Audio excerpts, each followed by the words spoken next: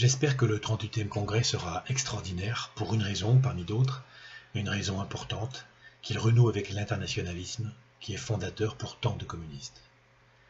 Le manifeste est pour cela le seul texte à aborder franchement les questions internationales, de la compréhension du capitalisme mondialisé, au suivi des luttes des peuples, des résistances des peuples, et à la question de la nature des pays qui construisent une société différente et qui disent souvent construire le socialisme.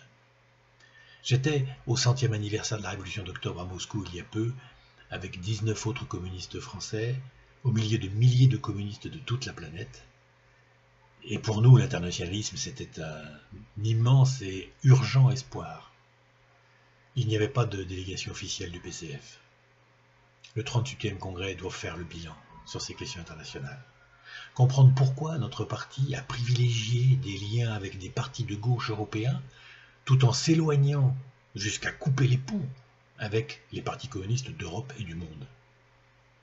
Il faut comprendre pourquoi nous avons en quelque sorte accepté la diabolisation du socialisme, résumée comme un échec monstrueux, diabolisation construite par ceux qui aujourd'hui interdisent les communistes, notamment en Europe de l'Est, et qui glorifient les néo-nazis.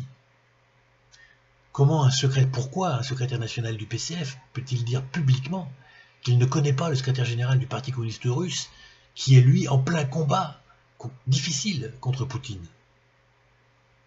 Nous ne construirons pas de rupture avec le capitalisme en France sans porter le combat international, sans tisser des liens de solidarité étroits avec tous les partis communistes de la planète, sans affirmer que le communisme est une idée neuve en Europe et dans le monde. Et comme on dit à Cuba, hasta la victoria siempre.